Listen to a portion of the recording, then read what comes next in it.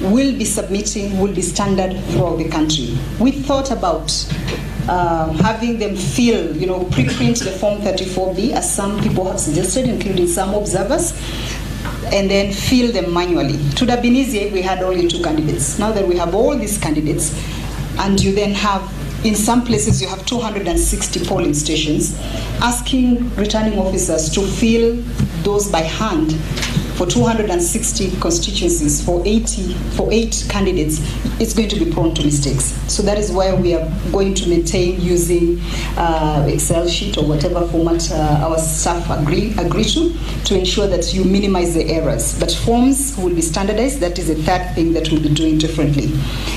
The fourth thing that we'll be doing differently is that we have reconfigured our KIMS gadgets to transmit both the image and the text. So you will not have a situation like we had on August 8th, whereby we had 11,000 polling stations that did not transmit the forms, the results, because the system had been configured or transmitted the text without the forms, because the system had been configured at that time to be able to transmit only one. Now, the system has been reconfigured to ensure that both forms have to be transmitted. Both the form and the text have to be transmitted. The fifth thing we are doing differently is that we now have clarity. We are providing clarity on what the complementary mechanism is. You may recall in one of the readings by Deputy Chief Justice when she was talking about why was it so difficult for people to move from one place to another to transmit the results from there. So there wasn't clarity on what that complementary mechanism is. You might have seen that we have now gazetted the complementary mechanism, including defining what transmission is. And that's very important, because let's say you have a polling station here called Lillian Towers, and there is no network at Lillian Towers, and you move over to Anniversary, not today, there's no tear gas outside actually, so you could actually move over there today. You move over to Anniversary Towers. There are some people who are arguing that that point at which you then transmit the results from Anniversary Towers, are those results really from Lillian Towers, or are they from Anniversary Towers? So what we are trying to do now is define what transmission is in a complementary mechanism. And so you will see that there is clarity even for you as observers. So when you are being asked what the complementary mechanism is, it's there, it's gazetted, and we also intend, I think, Tabitha, we intend to have it also put in the national newspapers, right? Yes, on Sunday. Oh, great. So on Sunday, it will also be published in the newspapers so that every Kenyan, every voter, we are transparent in explaining what that complementary mechanism is. The sixth thing we are doing differently is that to minimize the areas in which we don't have network, we are now putting Safaricom SIM cards in each of our 40,883 gadgets. So we will not have issues whereby, Kisii, for instance, might have very good network for Safaricom, but instead the only one that you are using is Airtel, and so the results don't come through. So we will be having Safaricom SIM card in each of our gadgets to ensure that we have more coverage of network. And we've been told that we have reduced, if you recall, during the last election, we had gazetted about 11,000 polling stations that do not have 3G network. I understand that that number has drastically reduced to about 3,000, and we're trying to use also satellite capability in those places so that at least in each of the polling stations we have access. I'm not saying we will not have issues still. All I'm saying is that as a commission, we are trying to do things differently. We are trying to ensure that we have as much network capability and that we are able to transmit results from as many polling stations as possible. But we do not control, as a commission, we are not in charge of Safaricom, we are not in charge of Airtel. We can only rely on the services that are provided to us at that point. So what we are doing as a commission is what is it that is within our power to be able to fix, and how do we deal with it. Number 7, I know I'm getting real tired reading all the things we are doing differently. But number 7, we are changing our constituency level procedures, because we want to ensure that the constituency becomes the core, the central part when it comes to result-related issues. Because the truth is that results or elections start and almost end at the polling station, because that's where the will of the people is expressed. That is where the voter casts their vote and decides who their leader is.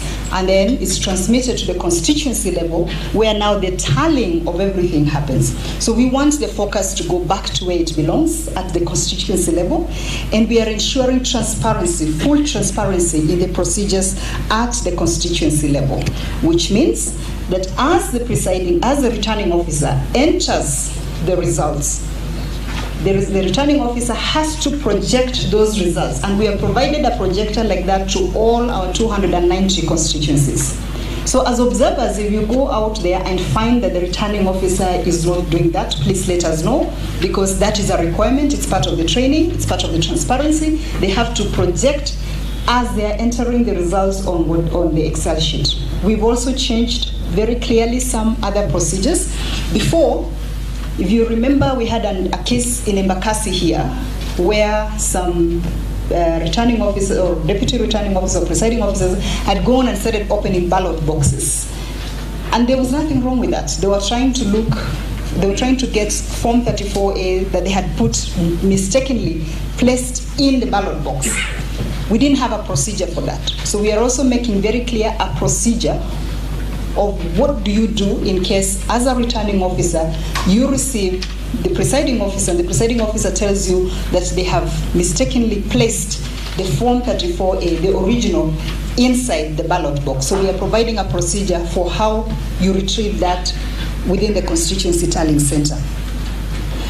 So we are also insisting that all our returning officers have to provide drafts of the Form 34B to all the agents before the final Form 34B is printed. We want to make sure that the verification happens at the constituency level before the final form is printed and signed by the agents. So that if there is any dispute, if there is any question, those things are addressed at the constituency level at that time. Remember, we have 7 days to announce the results. We shall not be rushed to announce any results. We do not expect any pressure being put on our returning officers.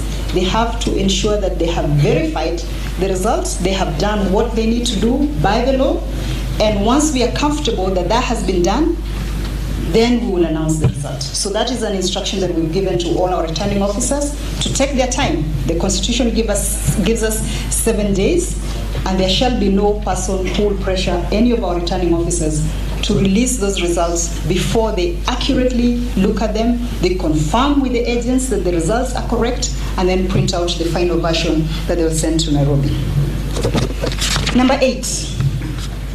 We've also made very clear what our results path is. So we have a very clear results path, which also we will be gazetting. I think we have gazetted that, Salome?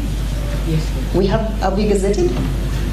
We have gazetted the results path, or it should be in the process of being gazetted, because we want clarity so that people know what happens when I vote at the polling station. How does my vote move from the polling station to the constituency level, from the constituency level to the national level? So that results path is very clear, with every responsibility for each of our officers as you move along. And that's important for observers, because once you have that clarity of what the results path is, then you can hold us accountable. You can say, this is what you said your procedure was, but you didn't do this and you didn't do this. So we want to make sure that that results path is very clear and it's available for all. Number 9 of the things we're doing differently is involvement of the media at all facets of our work.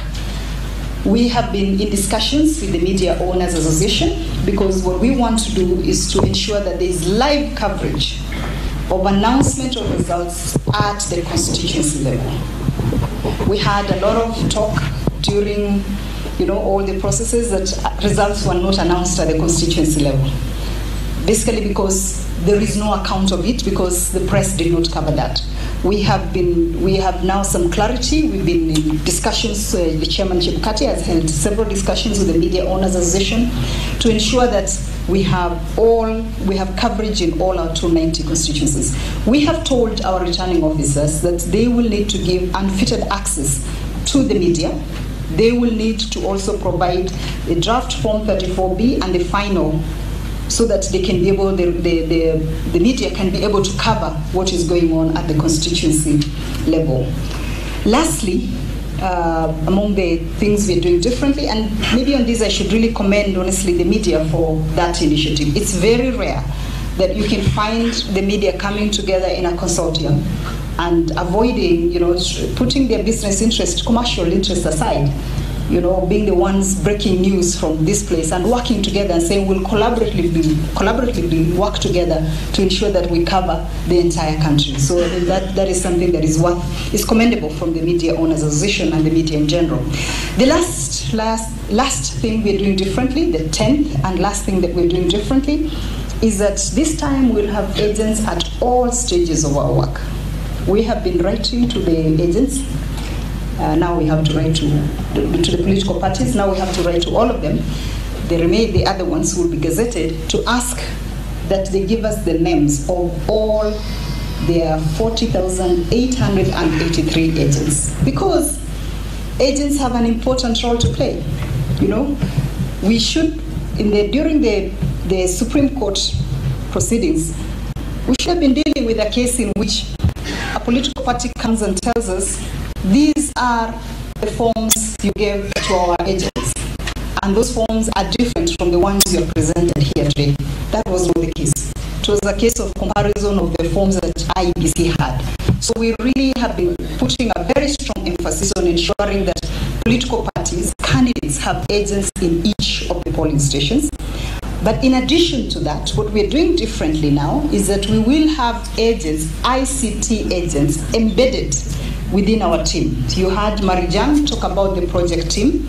So we will be including the agents of those political parties and candidates within the team that we have that is looking at ICT.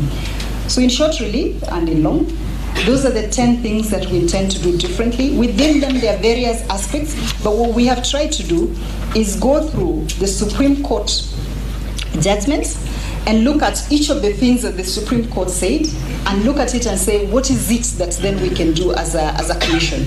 What things did they fault us on and how can we address them? And that is how we came up with these 10 different things. And I know Salome at some point will go through the metrics with you of legal compliance so that you can see where we are as a commission in terms of compliance. But lastly, really to say that when you look at the logistics, when you look at the preparations that the Commission has been doing, we are very confident. So just give me a second.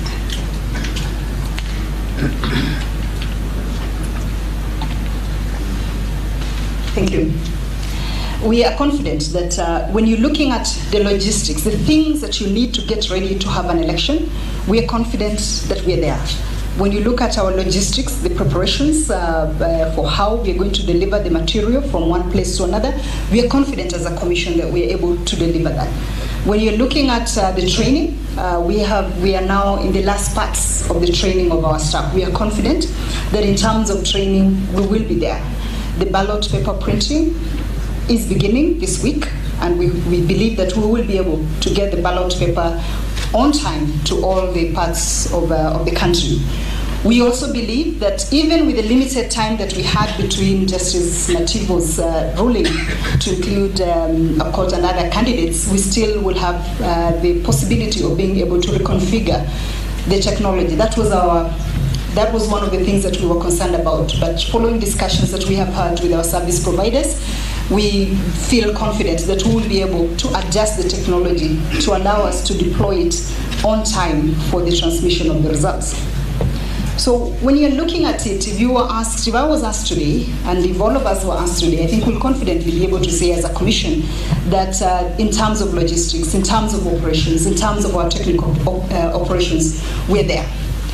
But as observers, as many of you, both international and local observers know, that an election is not just the technical preparations of it, and that you need to also look at the environment under which, or the context under which that election takes place. That is for you as observers to make a judgment on whether the conditions, as we would say, as I had to deal with in 2015 when I was an observer in Burundi, It's basically looking and saying, yes, the technical preparations are there. Yes, you have the most efficient commission that has been able to deliver. But do we have the correct environment for free, fair, and credible elections? But that is a question that can only be answered by observers and by the Kenyan people. I thank you very much.